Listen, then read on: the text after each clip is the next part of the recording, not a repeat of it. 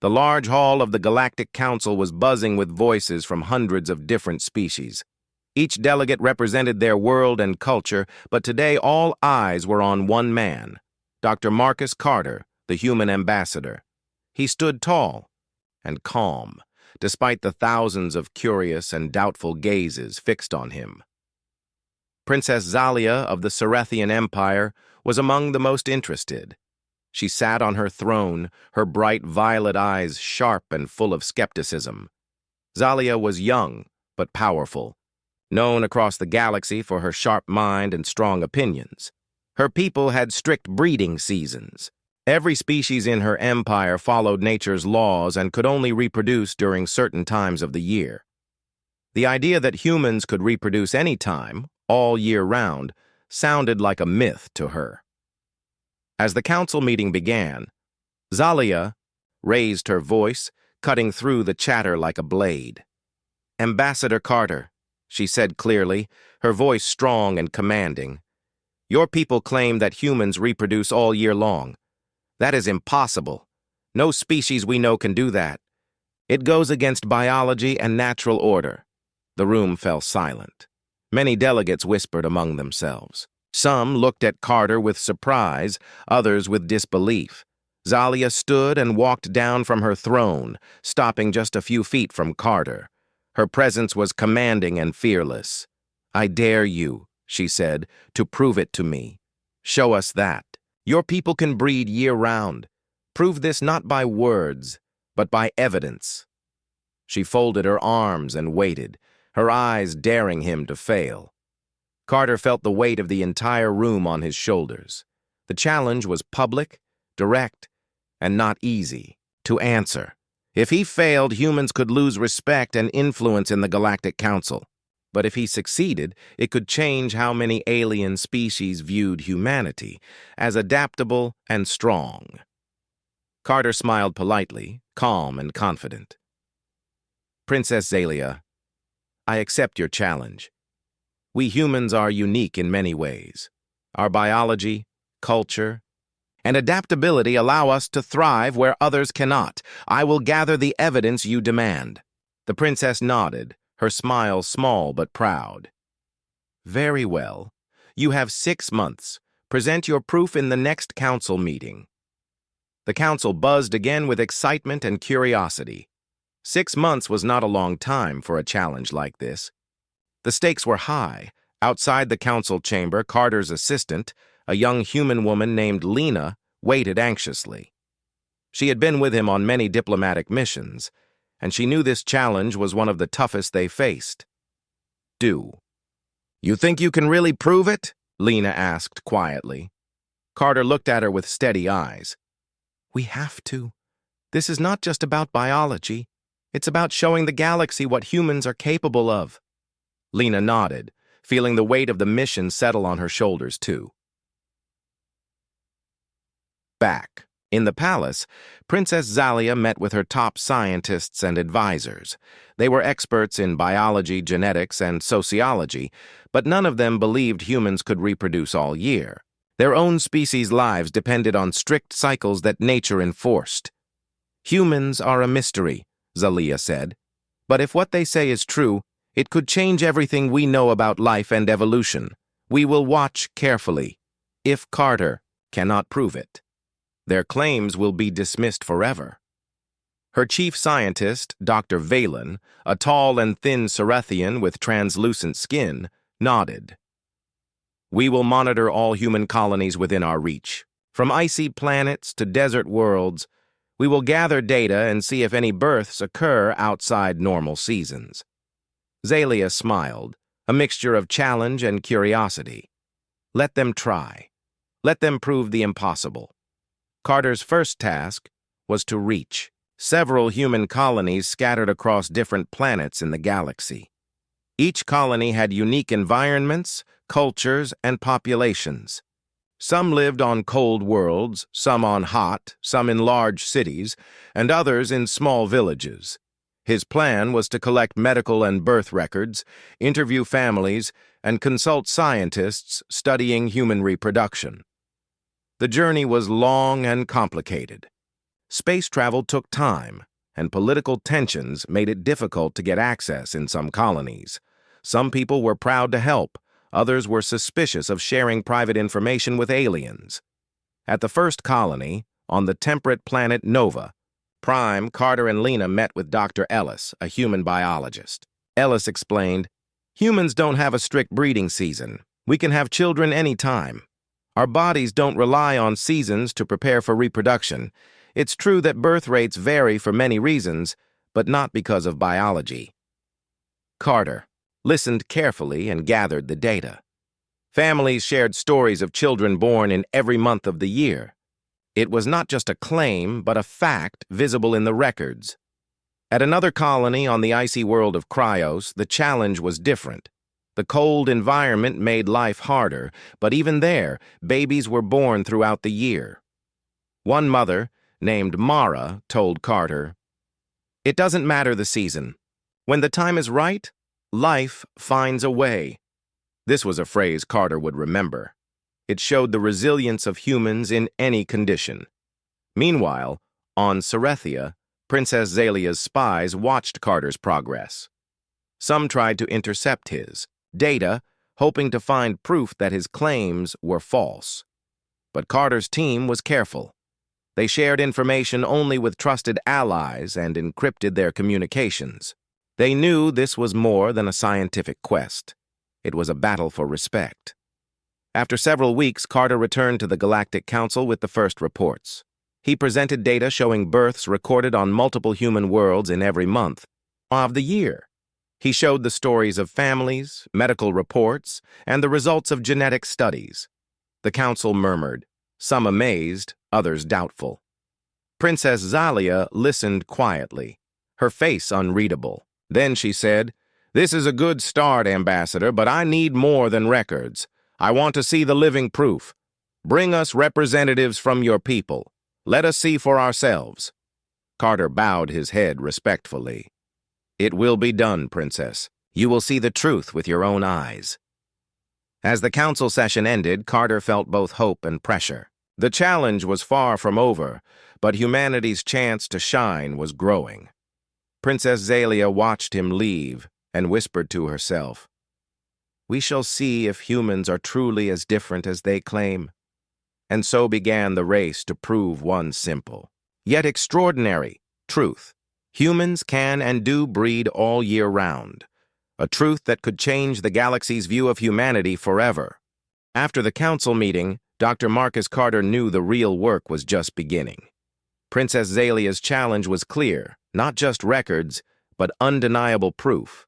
Proof that humans could reproduce any time of the year. That meant more than just numbers on paper.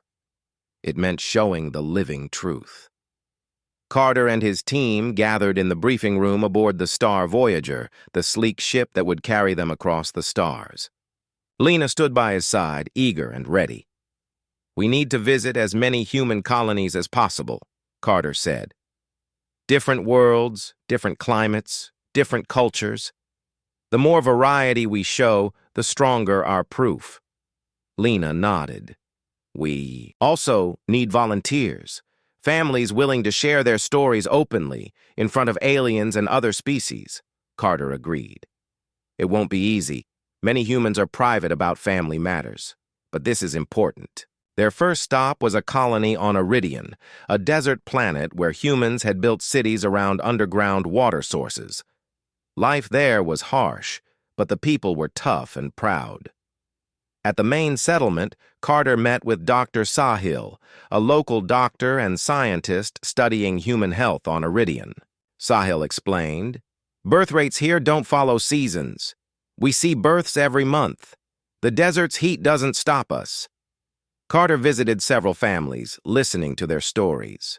One couple, Rena and Tomas, welcomed him warmly. "We had our son in the hottest month," Rena said with a smile. "It surprised our neighbors, but it's normal for us." Thomas nodded. "Humans adapt. We find ways to survive and grow, no matter the season." The couple agreed to speak at the Galactic Council Summit when Carter presented the final proof. Next, the team traveled to the cold, icy world of Glacius. There, Life was harder, and many aliens assumed humans would not breed easily. But Carter soon met Mara again, the mother from Nova Prime's reports, who now lived on Glacius with her family. Mara told Carter about her daughter's birth in the middle of the long, frozen winter. "The cold doesn't stop life," Mara said firmly. "Humans have ways to keep their families safe and healthy, no matter the weather." Carter took detailed notes and recorded interviews with several families on Glacius. He also worked with local scientists to gather medical data proving that pregnancies occurred all year round. While traveling between colonies, Carter sent encrypted reports to the Galactic Council, showing steady progress. However, he also learned about Princess Zalia's spies trying to find weaknesses in his mission. One day, a data breach almost compromised sensitive information about the volunteers. Carter's team quickly fixed the problem and increased security. "We're not just fighting for proof," Carter told Lena quietly. "We're fighting for trust." At their next stop, the bustling city planet of Metron, humans lived in huge skyscrapers and relied heavily on technology. Carter met with social scientists studying human behavior and reproduction in urban environments. Dr. May Lean explained, "Human reproductive behavior is complex. It's influenced by culture, emotions, and technology, not just biology. Unlike many alien species, humans have control over their own choices." Carter was impressed by the research. "This shows how adaptable humans are. Our biology allows us freedom, not limits." May Lin smiled. "Yes, it is a unique strength." Back on the Star Voyager, Carter and Lena reviewed the growing mountain of evidence. They had birth records from desert and ice planets, interviews with families from different worlds, and scientific studies from urban colonies. But Carter knew the hardest part was still to come. The summit where humans would openly share their personal stories with aliens. Many humans feared judgment, or worse, ridicule. "We need to prepare carefully," Carter said. "These people are brave to step forward." Lena nodded. "They deserve respect." Meanwhile, on Cerethia, Princess Zalia was growing more curious. She held private meetings with her advisors, asking for updates on Carter's progress. "I want to understand," she said one evening. "What makes humans so different? Why do they defy what we believe about life?" Dr. Valen replied, "Their biology is flexible. They have social and emotional factors influencing reproduction, unlike our species where breeding is strictly timed." Zalia leaned forward. "Could their way be better? Or is it dangerous?" Valen shook his head. "It is unknown. It may be a strength or a risk. We need to watch closely." Zalia smiled, a mix of challenge and respect in her eyes. "Then we shall watch and wait." Back on Metron, Carter met a young couple, Lena and Gerard, who agreed to speak at the summit.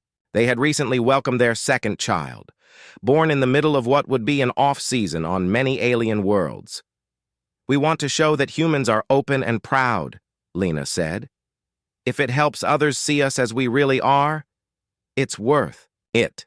Gerard nodded. "This is our chance to prove the truth." As the weeks passed, more volunteers came forward. Each story, each birth, added a thread to a growing tapestry of proof. At every stop, Carter reminded his team, "This is not just about biology. It is about trust, openness, and showing the galaxy who humans really are." Lena smiled. "And showing that humans are stronger than anyone thinks." The day finally arrived for Carter to return to the Galactic Council with his evidence.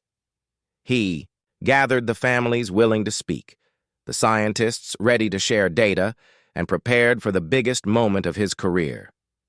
The council chamber was packed.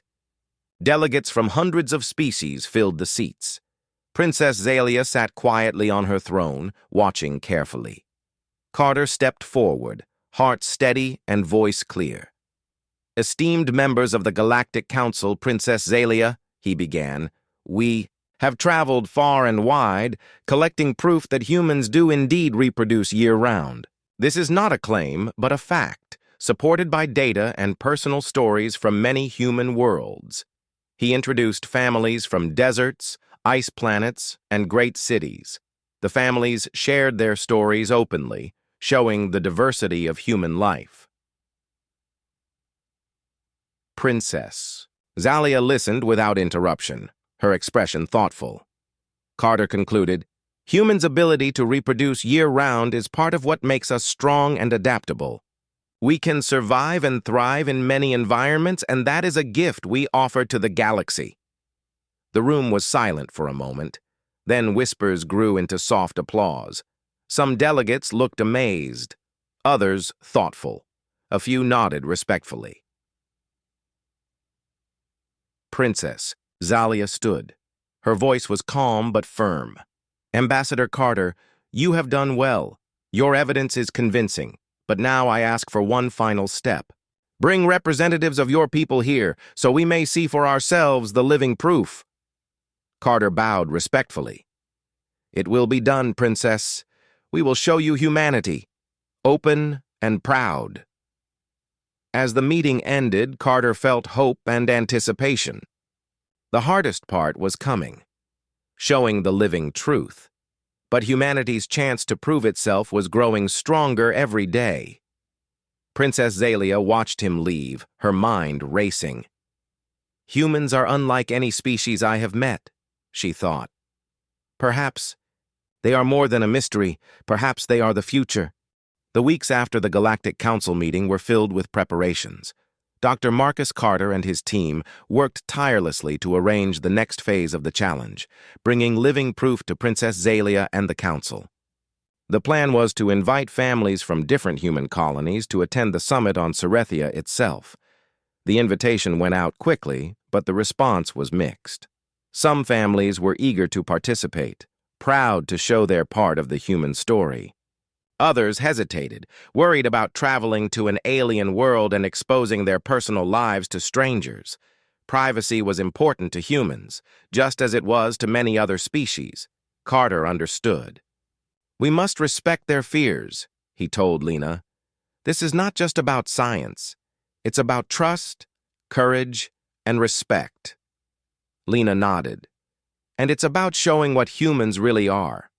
Meanwhile, far from the hopeful gatherings, trouble was quietly brewing. Not everyone in the galaxy wanted humans to succeed. On Cerethia, certain factions viewed humans as a threat. They feared that proving humans' unique biology could upset the careful balance of power. Some Cerethian nobles whispered that if humans were allowed to expand their influence, the Empire might lose control of many allied systems. Others worried that the aliens' curiosity would lead to unwanted cultural changes. These factions decided to act. Through secret channels, they sent spies to interfere with Carter's mission. Their goal was to disrupt communications, block volunteers from traveling to Cerethia, and discredit any evidence presented. Back on the human side, Carter soon noticed strange delays and missing data. Some volunteers reported being threatened or pressured not to participate. Others simply stopped answering messages. Lena grew worried. "This feels like sabotage," she said. "Someone doesn't want the truth to come out." Carter's jaw tightened. "We must protect our people. We cannot let fear or politics stop this." He ordered increased security for all communications and travel arrangements. Carter and Lena worked with trusted allies in the Galactic Council to monitor suspicious activity. One night, as Carter reviewed reports from the icy world of Glacius, he received a disturbing message. One of their volunteers, a young woman named Jara, had been detained by local authorities under mysterious charges. Carter quickly contacted the Cerethian ambassador on Glacius, demanding her release. The situation was tense, and the officials gave vague answers. Lena looked grim. "They want to scare people away," Carter agreed. "We have to act fast." He sent a diplomatic message to Princess Zalia, explaining the incident and requesting her direct intervention. Princess Zalia read the message in her private chambers. She frowned, but did not respond immediately. Her advisors urged her to let the situation cool down, but Zalia had begun to see the bigger picture. "If we allow sabotage," she said quietly, "we risk losing a chance to understand humans and their strengths." After a long pause, she gave orders to free Jara and protect the other volunteers. Meanwhile, Carter pushed forward with his mission, despite the setbacks. The families willing to come to Cerethia prepared for the journey, sharing their hopes and fears. One couple, Lena and Jarrod from Metron, wrote to Carter, "We are ready to show who we are no matter the challenges. This is our story, and it deserves to be heard." Carter felt a surge of pride and responsibility. However, the pressure began to affect the team. Lena noticed that some volunteers were nervous, their confidence shaken by threats and interference. Even some council members whispered doubts influenced by Cerethian nobles. During a meeting, a senior counselor said quietly, "What if this is all a trick? What if humans only seem different because of false data?" Carter stood firm. "We have real evidence from many sources and many worlds. This is not a trick. It is the truth." As the day of the summit approached, tensions grew higher. Security was tight around the council hall, with guards and censors watching for trouble. When the families arrived on Cerethia, they were greeted with a mix of curiosity and suspicion. Some aliens stared openly. Others whispered behind their backs. Carter and Lena made sure everyone felt safe and respected. "This is a historic moment," Carter said. "We are here not just to prove biology, but to build bridges." On the first night before the summit, Carter spoke privately with Lena and Jarrod. "Your courage will help change many minds," he said gently. Lena smiled. "We hope to show that humans are strong, adaptable, and proud, not just in biology, but in spirit." Jarrod nodded. "We want the galaxy to see the real humans, not myths or fears." But the next morning brought an unexpected problem. One of the human families, scheduled to speak, was delayed. Their transport ship was held up for inspection by Cerethian customs officials. The family was frustrated and anxious. Carter rushed to intervene. After tense negotiations, the officials admitted the hold was due to pressure from anti-human factions. The family was released just in time, but the incident sent a clear message. Not everyone wanted this mission to succeed. The summit began with quiet tension in the air. Princess Zalia sat on her throne, watching carefully as Carter introduced the human families. Each family shared their stories: births in the desert, the frozen worlds, the crowded cities. They spoke openly about their lives, fears, and hopes. The audience listened, some with surprise, others with growing respect. As the families spoke, Carter noticed Princess Zalia's expression change. The sharp skepticism softened into genuine interest. After the presentations, Zalia stood and addressed the council. "Humans have shown us something unexpected," she said. "Their biology, their courage, and their honesty are remarkable." Her voice was steady and clear. "But this is only the beginning. We must learn more, understand more, and find ways to work together." Carter bowed deeply. "Thank you, Princess Zalia. We are ready to build a future together." The council erupted in applause, some delegates standing, others nodding in approval. But Carter knew the fight was not over. Challenges remained: political pressures, cultural differences, and fear of change. Still, humanity had taken a giant step forward. As the summit ended, Carter and Lena stood outside the council hall, looking at the stars. "This is just the start," Lena said softly. Carter smiled. "Yes, but it's a start we cannot afford to lose." The council chamber was quiet after the summit, but the work was far from over. Dr. Marcus Carter and his team returned to the Star Voyager with renewed energy. They knew the success of the summit had opened doors, but to truly prove humans' unique biology, More detailed scientific evidence was needed. Their next step was to dive deep into human reproductive science, to understand why humans could reproduce all year round while many alien species could not. Carter gathered his team of scientists, including Lena, biologists, and geneticists from various human colonies. They studied the data collected from desert worlds, icy planets, and large urban colonies. They searched for answers in biology, genetics, and environment. One scientist, Dr. Elias from Nova Prime, explained, "Unlike many species with fixed breeding seasons, humans have a flexible reproductive system. It adapts to many conditions." Carter listened carefully. "What causes this flexibility?" Elias smiled. "It's a combination of factors. Humans do not rely on strict hormonal cycles tied to seasons like others. Their bodies respond to social and environmental cues.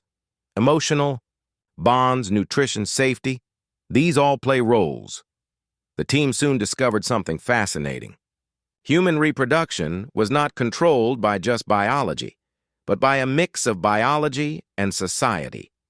The ability to form strong emotional connections, the use of technology to support pregnancy, and the ability to live in many environments all helped humans overcome natural limits. Lena pointed out, "It's like humans have built-in adaptability.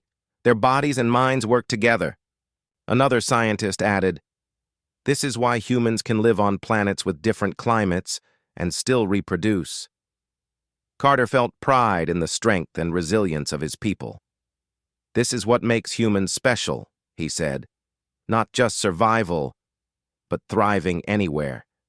Meanwhile, Princess Zalia followed the progress closely. She invited Dr. Velen and other Cerethian scientists to join Carter's team. They were skeptical, but curious. One day, Dr. Velen asked Carter, "Can this flexibility be dangerous? Could it cause problems if humans reproduce without natural limits?" Carter shook his head. "There are risks, but humans use knowledge and culture to manage them. Contraception, medical care, and social support help control growth and health." Velen nodded slowly. "This is unlike anything we know. Perhaps humans have found a new way." The research team also studied genetic data. They found that humans had evolved unique genetic traits supporting adaptability.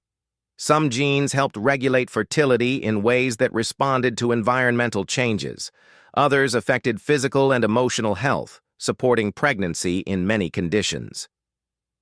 Dr. Elias said, "This genetic flexibility is rare. It may be why humans expanded so quickly across the stars." Carter smiled. "It's a key part of our strength." As the research progressed, Carter and his team prepared detailed reports and presentations for the next council meeting. They planned to show not just numbers, but the science behind humans' year-round reproduction. But while they worked, new challenges appeared. Some alien scientists questioned the findings. They suggested the data was incomplete or biased. Others warned that accepting human biology might force changes in galactic law and society. Carter knew these objections came from fear and tradition, not science. "We cannot let fear stop progress," he said firmly. "The truth must be told." Princess Zalia, however, began to change. The more she learned, the more she respected humanity's unique nature. She arranged private discussions with Carter, asking questions and sharing her doubts. "Your people are different," she said one evening. "But perhaps different is not bad." Carter smiled. "It is what makes us strong." Zalia nodded. "We must find a way to respect that strength and use it wisely." The day of the council meeting arrived. The hall was filled with delegates, scientists, and diplomats. Carter stood before them, ready to present the discovery. He began, "Esteemed members of the Galactic Council, today we share not just proof of humans' year-round reproduction, but the science behind it." Carter showed the data, explaining how biology, society, and genetics combined to create human adaptability. He introduced Dr. Velen and other Cerethian scientists who confirmed the findings. The room was silent, then filled with thoughtful murmurs. Princess, Zalia rose and spoke. This discovery challenges what we thought we knew about life. Humans are not just survivors, but innovators. Their ability to adapt is a gift, one we must respect and learn from. Her words surprised many, but also inspired hope. After the meeting, many delegates approached Carter, eager to learn more. Some expressed a desire to study human biology, while others hoped for new alliances. Carter felt a deep sense of accomplishment. "This is more than science," he said to Lena. "It is a bridge between worlds." But Carter also knew that change would not come easily. Old fears, political rivalries, and cultural differences would take time to overcome. Still, the discovery was a turning point.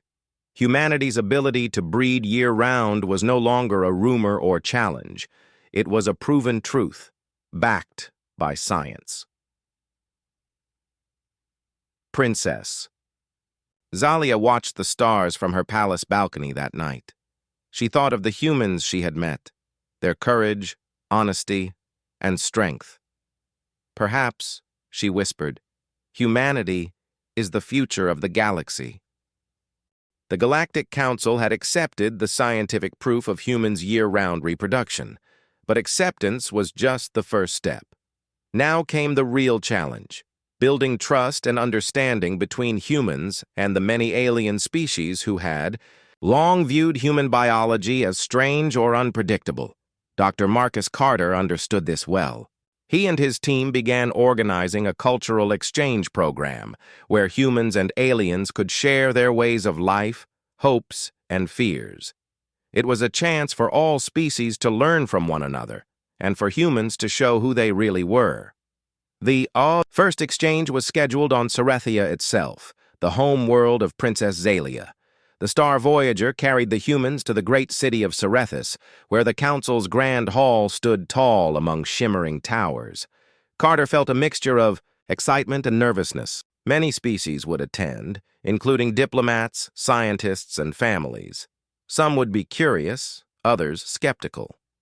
Lena stood beside him, calm and ready. "This is our chance," she said, "to show the real human spirit." The program began with an opening ceremony. Princess Zalia welcomed the visitors, her voice strong and clear. "We come together not just as different species, but as neighbors in this galaxy," she said. "We must learn to understand each other's strengths and differences." She looked directly at Carter.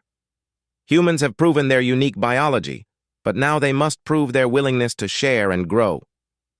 The first day was filled with workshops and talks. Humans shared stories about family life on Earth, on desert worlds and icy colonies. They spoke of love, courage, and the challenges of raising children in new environments. Aliens listened carefully, some surprised, some inspired. One alien elder from the forest planet Ilara said, "Your ways are different, but your hopes and fears are much the same as ours." Carter noticed Princess Zalia speaking quietly with several alien leaders. She seemed thoughtful, perhaps even moved by what she heard. Later, Lena spoke with her. "Princess, what do you think of the exchange?" Zalia smiled softly. "I see that humans are not just survivors, but builders. Builders of families, communities, and bridges." On the second day, the exchange took a more personal turn. Human families invited alien visitors into their homes, sharing meals, songs, and games. The aliens, in return, shared their own traditions. Gerard and Lena from Metron hosted a group of young aliens, teaching them Earth games and stories. Lena laughed as an alien child clumsily tried to catch a ball. "It's about trying, not winning," she said. "That's what family means," Gerard added. "Humans grow stronger by working together. We share joy and sorrow." Meanwhile, Carter held a round table with scientists from many species. They discussed how human biology might teach new ways to survive and thrive. One scientist from the aquatic planet Thalnia asked, "Could humans' adaptability help our species find new habitats?" Carter nodded. "Possibly. Humans have learned to live in many climates and conditions. We may help others adapt too." However, not all reactions were positive. Some alien delegates whispered concerns about the rapid growth of human colonies and their unpredictable reproduction. A counselor from the planet Dravos voiced her fears. If humans reproduce without limits, they may overwhelm other species, changing the balance of power. Princess Zalia responded calmly, "Balance is important, but so is understanding. We must find ways to coexist and respect each other's needs." That evening, Carter met privately with Zalia. "There is fear among your people," he said. "How do we overcome it?" Zalia looked at the stars. "By showing them the heart of humanity, not just the science, but the spirit." Carter nodded. "And that is what the exchange is for." The following days saw deep conversations and shared moments. Aliens learned human customs like birthdays and family gatherings. Humans learned alien festivals and traditions. Lena said, "It's like weaving a new fabric, threads from many lives creating something stronger." But the peace was fragile. One night, an explosion rocked a nearby district of Cerethis. It was a small attack by extremists who opposed the cultural exchange and human influence. Carter rushed to the scene. The damage was minor, but the message was clear. Not everyone welcomed change. Princess Zalia addressed the council the next day. "Violence will not break us," she declared. "We will protect those who seek peace and understanding." The attack strengthened the resolve of the exchange participants. They knew their work was difficult but vital. On the final day, Carter gave a speech. "This exchange is more than words. It is a promise that humans and aliens will grow together, learning from each other and building a shared future." The crowd applauded, some with tears in their eyes. Princess Zalia approached Carter after the ceremony. "You have done well, Ambassador," she said. "Humans have shown strength beyond biology, strength of character." Carter smiled. "Thank you, Princess. Together, we can change the galaxy."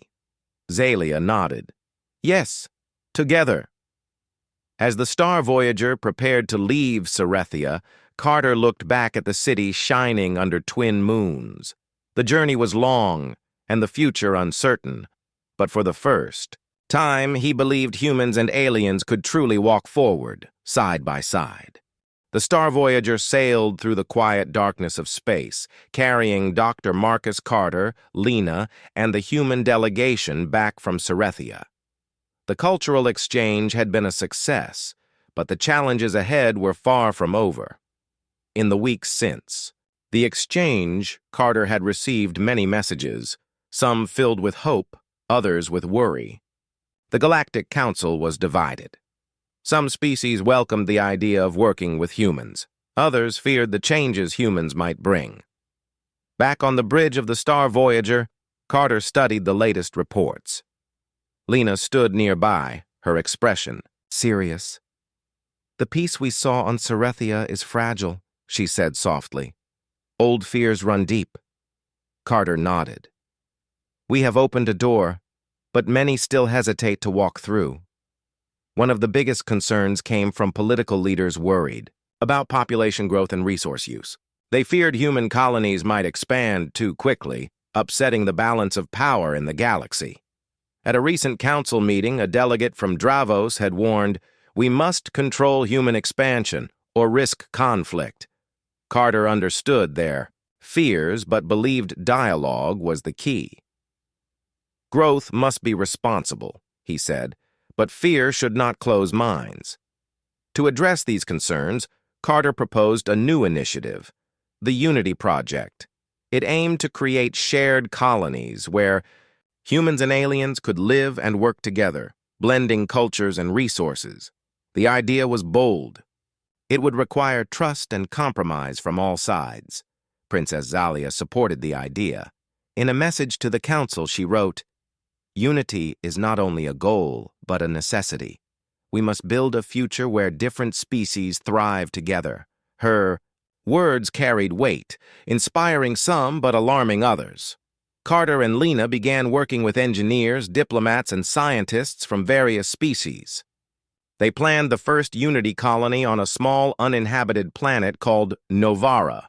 Novara was a quiet world with rich soil and gentle rivers, a perfect place for new beginnings. As construction began, excitement grew. Humans and aliens worked side by side, building homes, farms, and schools. The planet's first residents shared stories, foods, and traditions. Lena and Gerard from Metron volunteered to lead one of the first family communities. Lena said, "This is a chance to show how differences can become strengths." But even on Novara, challenges appeared. Differences in culture led to misunderstandings. Some species had customs that confused others. Some residents struggled to communicate. One evening, a disagreement over farming methods turned heated. Humans preferred a method that conserved water, but some alien settlers wanted to use traditional techniques that used more resources. Carter and Lena organized a community meeting to discuss the issue. At the meeting, voices rose in frustration. A young alien scientist named Taro said, "We must respect the ways of our ancestors." Lena responded gently, "And we must also respect the future we want to build." Carter stepped in. "Unity means listening and learning from each other. We will find a way." Together, the community developed a hybrid farming method, combining old and new practices. It was a small victory, but a meaningful one. Meanwhile, back on Cerethia, political pressure against the Unity Project grew. Some factions accused Carter and Zalia of pushing human dominance. Rumors spread that humans planned to take control of the council through rapid population growth. Carter knew these rumors were false, but understood how fear could twist facts. To counter misinformation, Carter launched a series of public forums across the galaxy. He spoke openly about the Unity Project's goals: respect, cooperation, and shared growth. In one forum, a delegate from the aquatic world Thalnea asked, "How will you ensure all species have equal voices?" Carter answered honestly, "Through transparency and dialogue. We must build trust, not control." Princess Zalia stood by Carter's side in many of these forums. Her support gave strength to the human delegation. "Unity is not a threat," she said. "It is a promise of peace." Despite efforts, tensions rose. A small group of extremists attacked the Unity colony on Novara, damaging farms and homes. Carter and the colony leaders worked quickly to repair the damage and reassure residents. "This attack will not divide us," Carter declared. "We are stronger together." The incident led to stronger security measures, but also sparked deeper conversations about fear and prejudice. Lena said, "Fear breeds violence. We must fight it with understanding." Carter agreed. "And that means patience and persistence." Over time, the Unity colony grew. New families arrived, bringing hope and new ideas. Children from different species played together, learning from one another. Lena watched her daughter teaching an alien child a human song and smiled. This is the future we dreamed of. But Carter knew the road ahead was long.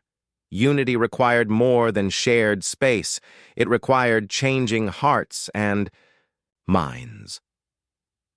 One evening, as Carter and Lena looked at the twin moons of Novara, he said, "This is just the beginning." Lena nodded. A beginning filled with hope. Back on Cerethia, Princess Zalia prepared for the next Galactic Council meeting. The success of the Unity Project would be on the agenda. She knew the decision would shape the future of many worlds. As the meeting began, voices filled the chamber, some hopeful, some doubtful. Carter stood before the council and spoke with calm conviction. "Unity is not perfect, but it is possible. We can build a galaxy where differences are respected and all species grow together." Princess Zalia added, The Unity Project shows that cooperation is stronger than fear. After long debate, the Council voted to expand support for unity, colonies across the galaxy. As the meeting ended, Carter felt a deep sense of accomplishment. The galaxy was changing, slowly but surely. Lena smiled. "We have made a difference." Carter looked out at the stars. "And we will keep making." 1. The Galactic Council's decision to expand the Unity Project marked a turning point. For the first time in generations, many species openly embraced the idea of living and working together. It was not perfect, no change ever was, but it was hopeful. Dr. Marcus Carter stood on the observation deck of the Star Voyager, watching Novara grow beneath the distant stars. He felt a quiet pride in what humans and their allies had achieved. Lena joined him, carrying a data tablet. "The latest reports from Novara are good," she said. "More families are arriving. The community is strong," Carter smiled. "They've faced challenges, but they keep building." Lena looked at him thoughtfully. "It is not just about building homes. It's about building trust." Trust had been the hardest part. For centuries, species had lived separated by fear and misunderstanding.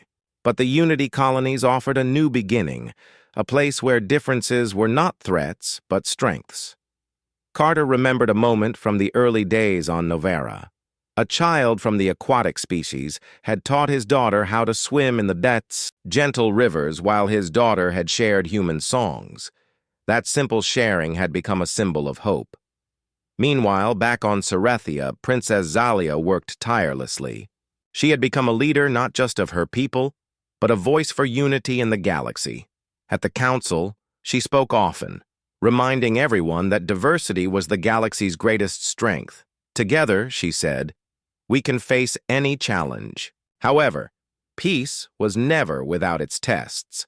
A crisis arose when a deadly disease spread rapidly through one of the older colonies on the edge of the galaxy. It threatened both humans and alien species alike. Carter and his team were called to help. The disease was unlike any they had seen. It spread fast, and no one knew how to stop it. Working with alien doctors, Carter's team studied the illness. They shared knowledge and technology, combining human medicine with alien treatments. Days turned into weeks. The team worked around the clock. Finally, a breakthrough came. A new treatment, developed from the combined knowledge of many species, began to slow the disease. News of the progress spread across the galaxy, giving hope. Princess Zalia sent a message to Carter. "This is the true power of unity, saving lives together." Carter replied, "We are stronger because we choose to be." As the disease was brought under control, the Unity colonies celebrated. They had faced a great test and passed. Carter stood among the people on Novara watching the celebrations. Children laughed and danced, humans and aliens side by side. He felt something deep inside, a hope that this was only the beginning of a new era.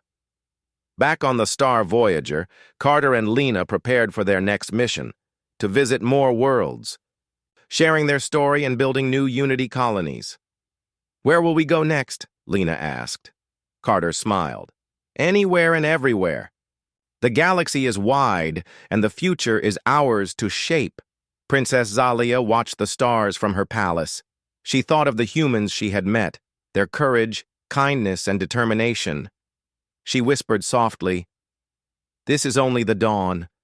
And so, a new chapter began in the galaxy's history. One where differences were celebrated, fears were faced, and all species could thrive, together. The stars shone brighter than ever, lighting the way to a future filled with hope.